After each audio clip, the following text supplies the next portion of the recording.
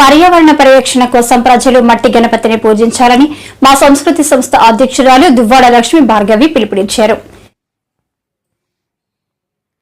శుక్రవారం సాయంత్రం మా సంస్కృతి సంస్థ ఆధ్వర్యంలో సంపత్ వినాయకుని గుడి వద్ద మట్టి వినాయక ప్రతిమలను పంపిణీ చేశారు. ఈ సందర్భంగా ఆమె మాట్లాడుతూ పర్యావరణాన్ని పరిరక్షించుకోవాల్సిన బాధ్యత మనపై ఉందన్నారు.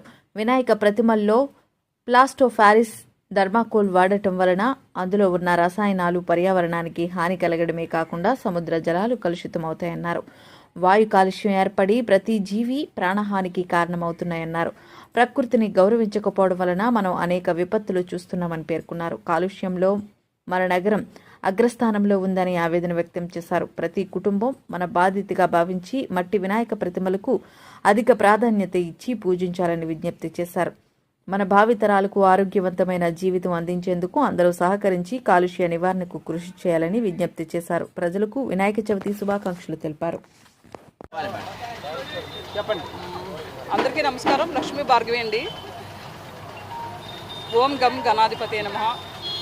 పర్యావరణ పరిరక్షణలో భాగంగా మా సంస్కృతి మా ఆర్గనైజేషన్ 2011 నుంచి కూడా మేము ఈ కార్యక్రమాన్ని ఇప్పటివరకు చేస్తున్నాము.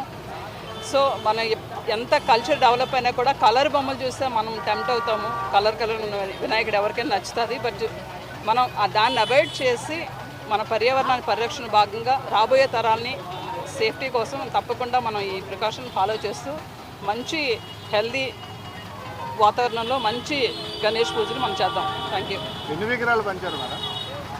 సుమారుగా అంటే చాలా ఆర్గనైజేషన్స్ కూడా ఇస్తుంటాం. మేము ఇక్కడ కొన్ని ఒక 1000 వరకు ఉంచామండి.